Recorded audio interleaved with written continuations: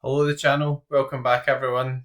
I've got my Celtic top on. I'm not running away after that 7-1 absolute pumping from Borussia Dortmund midweek. Safe to say this is the weekend preview video, and I do not think we will be doing a rewards video on Friday night. Anyway, the last one we had an unbelievable Essence pool. Victor Gyökeres, absolutely delighted with that. That was a banger. Anyways, in terms of tonight's video, or whenever you watch it, might not be tonight when you're watching it, we're going to do the weekend preview and have a look at the Celtic Predictor-Fi lineup. So here we go, as Big Romano would say. These are all the overall lineups for the weekend. We'll have a quick glance through and then we'll break it down into each region just for sake of clarity. So Leverkusen are playing against Holstein Kiel, 3.44 XG, 56% clean sheet percentage. We bit of a risk, obviously, after playing Champions League midweek, that there might be some rotations. For example, I've got Verts, that's going to be a bit of a headache. Sometimes he is rotated in those games after European games. Rangers against St Johnstone, 2.98 XG, 56% clean sheet percentage. Again, not really that surprising. Celtic took 6 goals took 6 goals off St Johnstone away from home. Rangers are playing at home, so we'll see Rangers playing midweek Europe as well. Arsenal against Southampton, 2.95 XG and 58% clean sheet percentage. I mean, Southampton have been particularly poor, unfortunately. You know, it's talk about the Gulf League, Celtic playing the Champions League, etc. Southampton come up and really have struggled in EPL as well. PSV against Sparta, 2.94 XG, 50% clean sheet percentage, and Joey Veerman's injured. I think he's out for 3 or 4 weeks, so that's a big blow for PSV, so pretty interesting to see how they cope with that. They've got lots of quality in midfield, but obviously from an SO5 point of view, he's the best scorer, along with Buscaglia, I guess. Sporting, 2.94 XG. That's sort of music to my ears. 62% clean sheet percentage, hugely high as well. I've got Stuttgart there as well. Real Madrid, got the lineup wrong again midweek. Rodrigo's on the bench. Celtic against Ross County's 2.79 XG, 51% clean sheet percentage. Looks like a pretty good fixture for the likes of Benfica, etc. as well. Nothing else hugely standing out there, but we will, as I said, break it down into different regions. So champion-wise, obviously back Leverkusen, Arsenal look like the best fixtures. Marseille sort of pop out a wee bit there as well, 56% clean sheet percentage and 2.47 XGs. Pretty good, I would imagine. Real Madrid still pretty much up there. Like, I'll just get the lineup wrong again. You know, like one of these days I'll get 5 out of 5. And I think the last time I did, Courtois scored an OG and now he's injured. So there we go.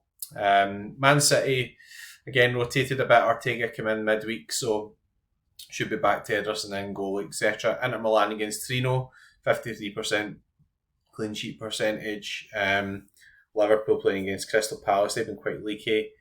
Crystal Palace and Chelsea have been pretty impressed with Chelsea. I'm quite pleased that I bought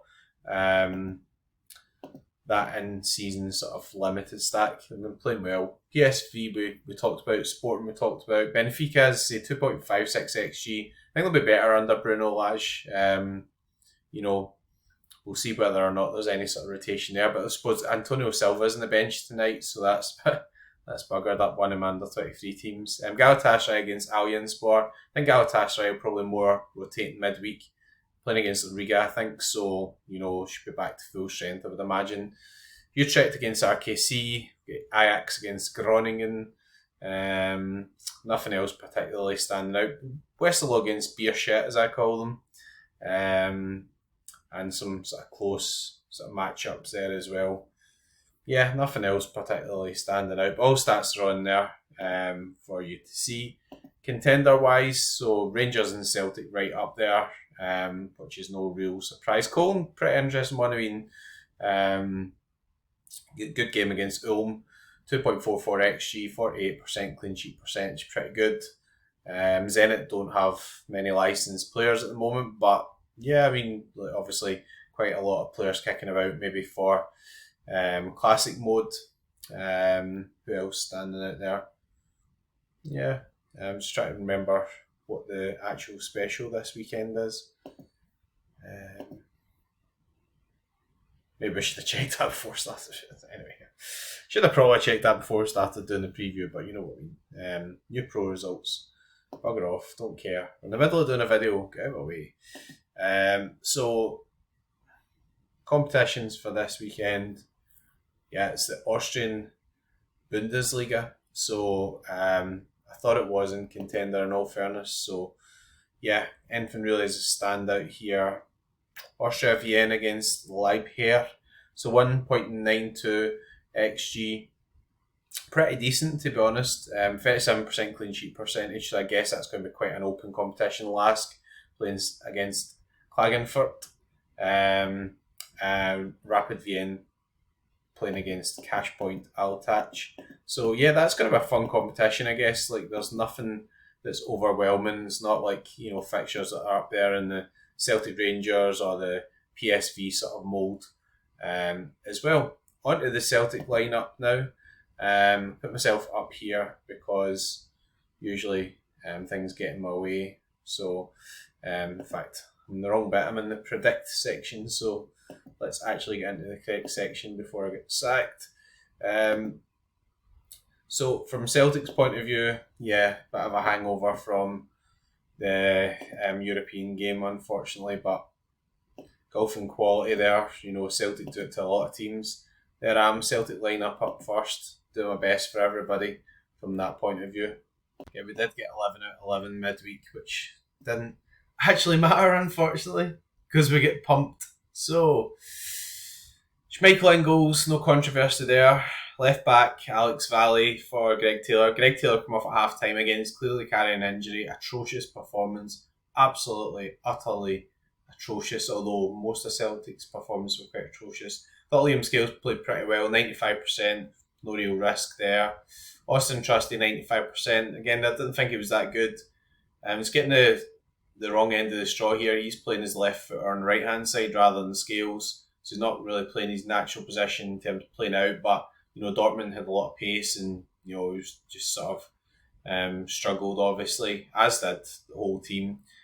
Johnson, 8% in Ralston. I have put Johnson at 80 because he was sub with 5 minutes to go. It was a wee bit of a knock to his back. He did the interviews and things after it looked okay, but obviously pending some news on that as well. I think the most nailed centre-backs probably was Scales. I think obviously Trusty can do some good AA in this game as well. I don't see Vickers being back. I think even if he is okay, I just don't see him being rested. I think he's not in the international squad for USA. Trusty is. And I think Celtic will just give him that extended break for his big toe, which hopefully recovers. Callum McGregor, 95%. No real controversy there. I think in midfield, I guess Engels could be rested as well. You could see McGregor, Bernardo and Hatate.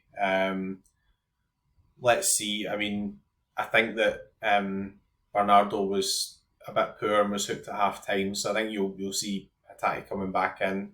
He was a young player, Bernardo. He's Portuguese under-21 captain, and games like Dortmund away are a big learning curve for him. Let's face it, Dortmund are really good, and Celtic have been really good at SO5. Celtic have been really good in Scotland. They're really good for contender, but they're not as good as Borussia Dortmund. There's no controversy there. Dyson Maeda and Kuhn, I don't really see, I guess the risk up there. I've got them high percentages. I just think there'll not be much messing about there. Forrest could come in for this one. There's no doubt about it. He could, but I think the front three wasn't really to blame per se for the issues in Dortmund. The overall team shape, the midfield and everything just didn't really work. Furuhashi hardly touched the ball. Again, seen some people criticising him. Is that really his fault? It's not his fault that nobody can get the ball up to him or that he's making good runs. Midfielders are looking up and passing the ball to the side or whatever, There we go. I do think that there is a bit of a risk that maybe Ida could start. Furuhashi comes from the bench, particularly playing the away game, slightly different, tactical style, but I think Brendan's been quite strict with the type of style he wants to play in the Scottish games. So there we go, that's the prediction. I'll update it once all the training pictures, etc. and we'll go from there. So In terms of what's happening, we've got lots and lots and lots and lots and lots of lineups to actually get into here. So we've also got the anti-stacks this weekend. Interesting. We've got the Austrian special, which I'll not really be participating in. Don't really have anything much going on there. All the usual in-season stuff in Celtic. And classic, we've got the Legends special. Again, I don't really carry any Legends, so it's good to see them getting utility. That was a bit of a shame, really, to see that happening. And again, stuff like the under 23s there as well. So in terms of picking lineups, etc., I guess better go on theme and just, pick a sort of what I think would be a kind of safer ultimate type, Celtic lineup. So Celtic Glasgow. I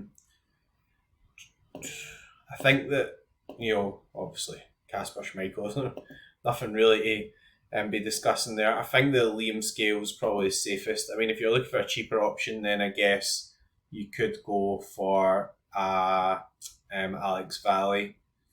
That could be an option for sure.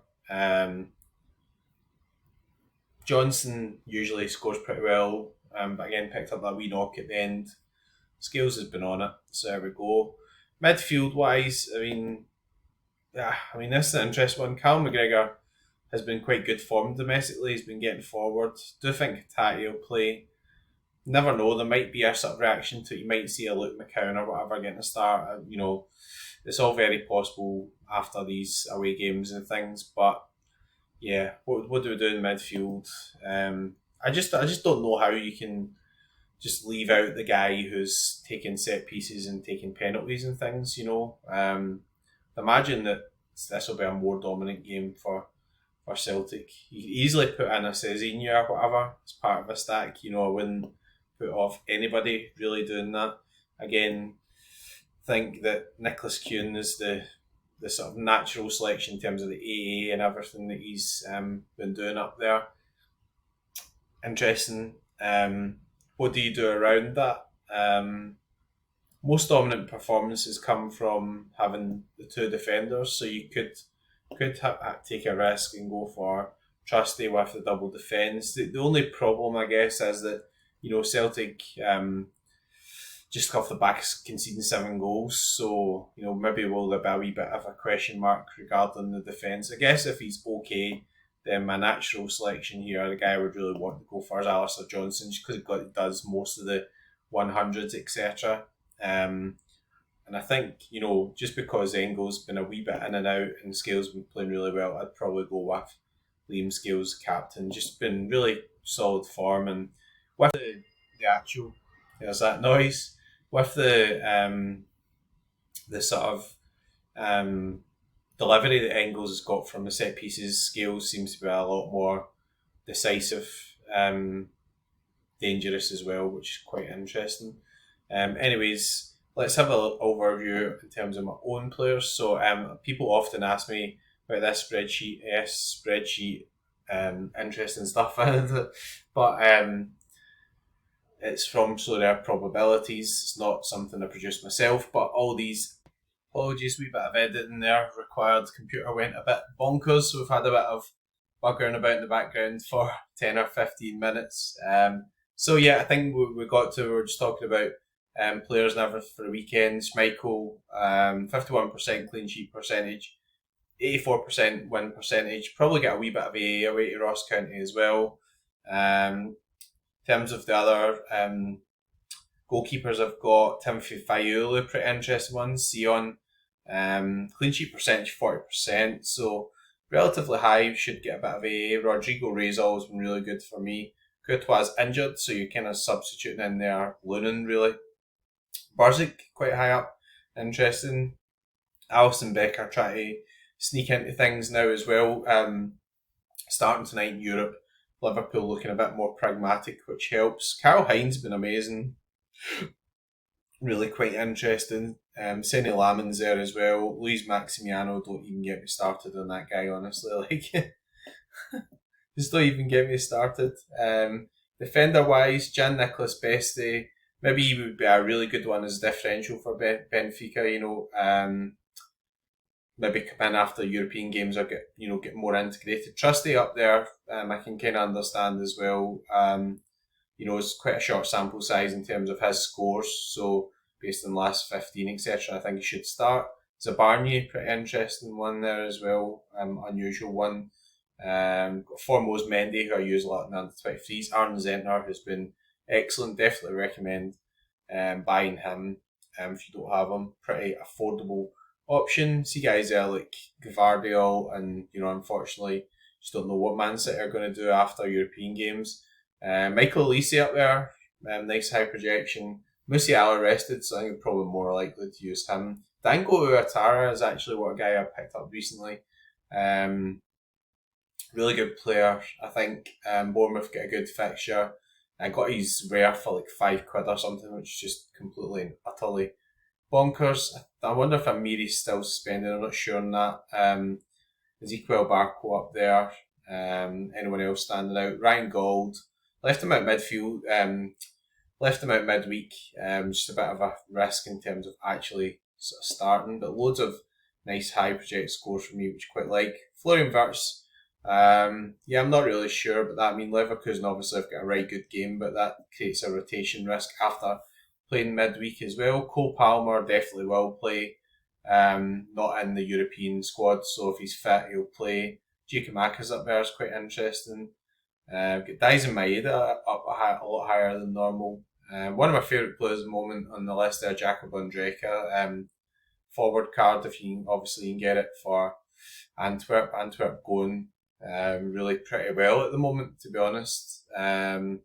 So all pretty interesting. Mbappe, in the squad and hopefully back for the weekend as well. We always do pick some under 23 lineups, etc.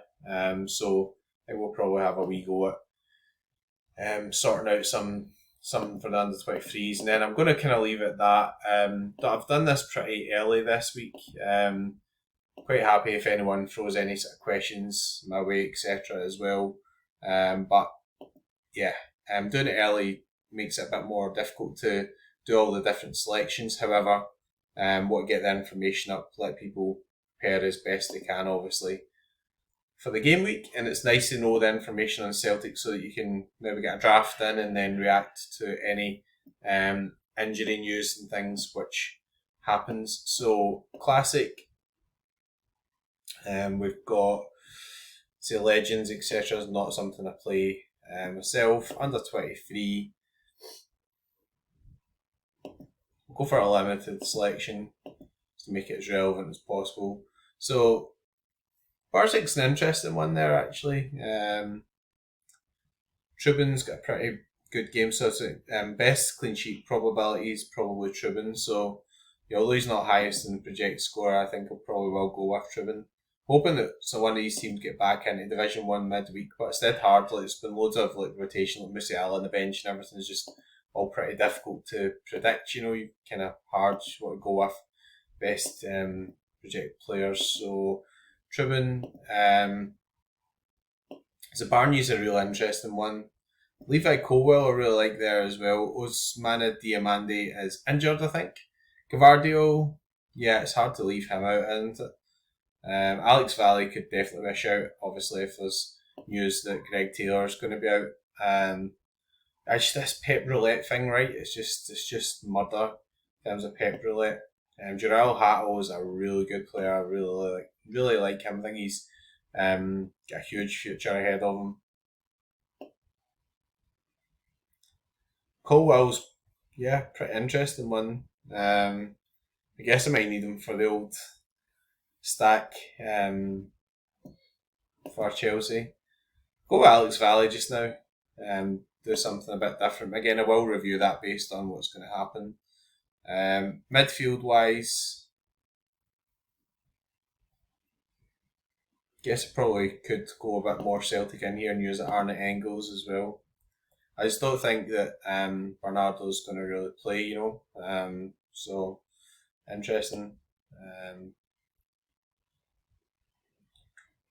Where's my Engels? I've already used the other Engels, that's right, yeah. So probably use one with reasonable XP there. It's quite hard to leave Verts out, right? It's really hard to leave Verts out. It's such a good game. And then I quite fancy, I think, running Cole Palmer on my Chelsea stack because they've been doing really well. Could easily use him in here, but it's kind of the D2 thing and everything as well. So I think after Musiala getting a rest midfield. Okay, I keep saying midfield, midweek. I should probably go with something like that. So yeah, I could just like sack off Alex Valley and just put Guardiola in there. It's not miles away from really being pretty good like champ stack when you start doing things like that, which is quite interesting as well. But under 23s is a real competition that I like. So it's interesting. Anyways, that is enough from me. I'm going to leave it there. I've not done a lot of actual lineup building. Apologise for that, but it's Wednesday night. It's quite soon after, obviously, the game week has opened. So I like to have a wee bit of time to think about it and go through all different things. If you have any questions about particular players or if you have any questions about anything at all, then please do like, subscribe if you've enjoyed the videos and comment and I'll reply. But anyways, if you catch us before the weekend, we'll end in customary fashion. Good luck and go fuck.